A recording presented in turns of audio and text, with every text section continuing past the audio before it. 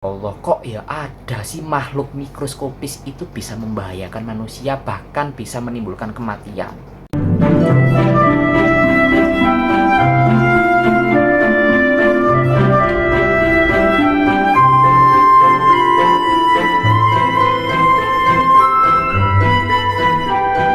Assalamualaikum warahmatullahi wabarakatuh. Selamat siang.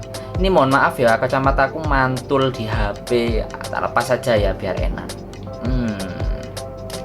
Nah, sudah enak. Nah, pada video kali ini aku akan membahas tentang ilmu parasitologi.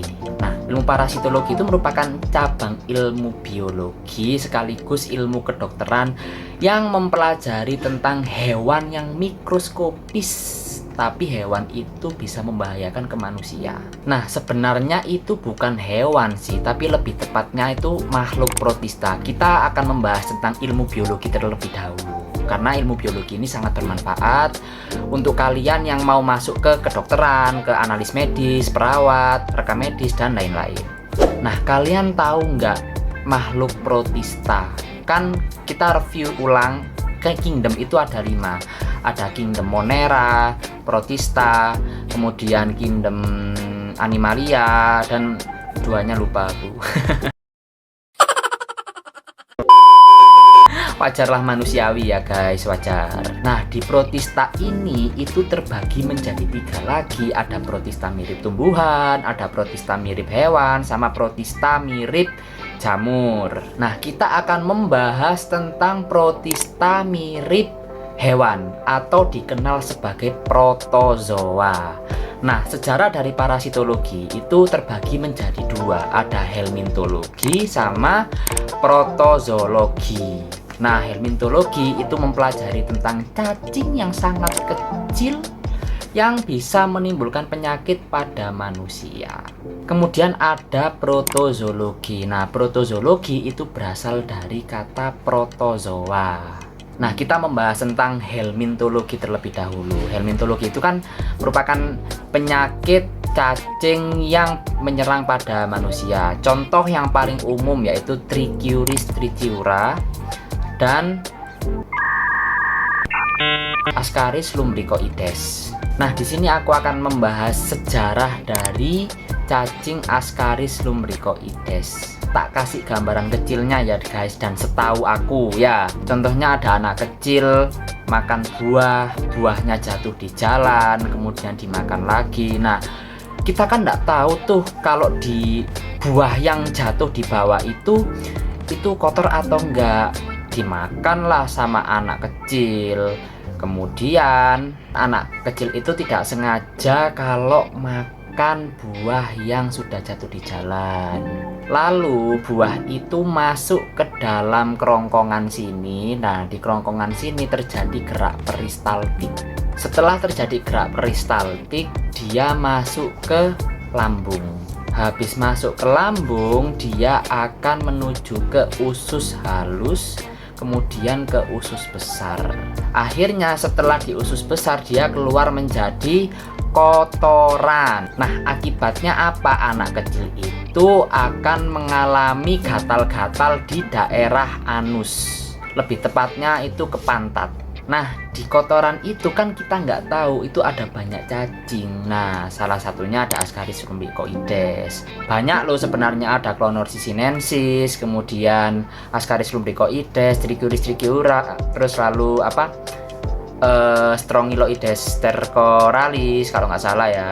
Brugia malai, Brugia timori, kalian pasti nggak paham. Tapi aku akan menjelaskan cacing secara umum aja, yaitu Ascaris lumbricoides. Nah, di dalam kotoran itu terdapat cacing sama telurnya, karena cacing tidak memiliki telinga sehingga cacing itu berkembang biak dengan cara bertelur.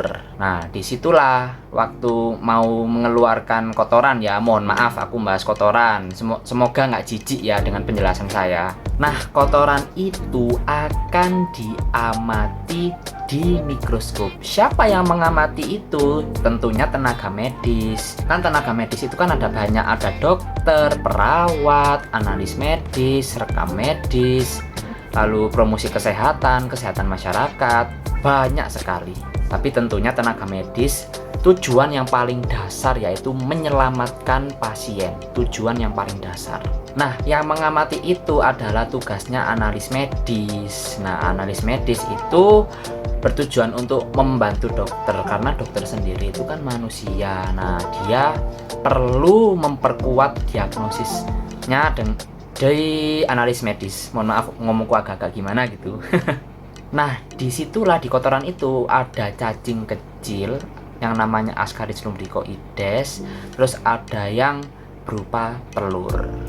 Ascaris lumbricoides itu kalau bertelur bisa sampai lebih dari 10, bahkan banyak menurut aku ya, menurut saya. Nah, disitulah kalian akan terkena penyakit kermien, gatel-gatel. Bahasa Jawanya itu kermien, gatel-gatel ya.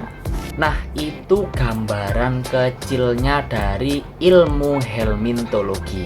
Kemudian yang kedua yaitu protozoologi. Diingat ya guys, ada protista, ada protozoa, ada protozoologi. Protista itu kingdom, kemudian protozoa itu protista mirip hewan, kemudian protozoologi itu hewan parasit juga. Nah, contoh paling umum dari protozoologi yaitu Giardia lambia. Nah, dia juga menyerang usus, sehingga usus itu bisa menjadi kotoran. Tapi kotorannya itu unik gitu loh, kayak soto. Ada lagi yaitu Trichomonas vaginalis, itu bisa menyerang di daerah kemaluan wanita. Lalu ada lagi Trypanosoma sp. Nah, biasanya Trypanosoma sp sepengetahuanku itu vektor penyakitnya itu berasal dari lalat. Kalian bisa melihat videoku ini tentang lalat penghisap darah ya guys. Untuk makhluk protozoologi ini aku kasih contoh di Balantidium coli, Balantidium coli apa Entamoeba coli ya. Kalau nggak salah itu Entamoeba histolytica sama Balantidium coli. Entamoeba histolytica. Nah, Entamoeba histolytica itu menyerang pada usus sehingga terjadi pendarahan.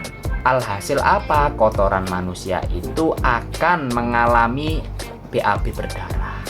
Oke, terima kasih telah menonton video ini. Mudah-mudahan video ini bermanfaat bagiku dan semua orang tentunya. Nah, saya kalau mau membuat konten kayak gini bukan berarti saya akan mengganggu kalian untuk nggak makan gitu, nggak gitu konsepnya. Nah, ini kita bertafakur pada Tuhan. Kalau aku sih Islam ya, kalau aku Islam, aku nggak mempengaruhi kalian untuk masuk Islam, enggak. Kalau aku Islam, jadi kita tafakur pada Allah. Kok ya ada sih makhluk mikroskopis itu bisa membahayakan manusia, bahkan bisa menimbulkan kematian. Jadi aku akan mendisklaimer semua tenaga medis bahwa tenaga medis itu manusiawi. Jadi tidak perlu takut untuk periksa ke rumah sakit. Ngapain takut? Jangan takut. Kalau ingin sembuh jangan takut. Tetap ke rumah sakit, ke puskesmas kalau sakit ya. Nah, tujuan dari tenaga medis ini yaitu menyelamatkan pasien. Jadi jangan beli obat-obatan di apotek tanpa prosedur dari dokter. Terima kasih kalian telah menonton video ini. Jangan lupa untuk subscribe, like, komen di channelku, dan mudah-mudahan menjadi motivasi bagi kita semua. Oke, terima kasih. Selamat siang. Wassalamualaikum warahmatullahi wabarakatuh.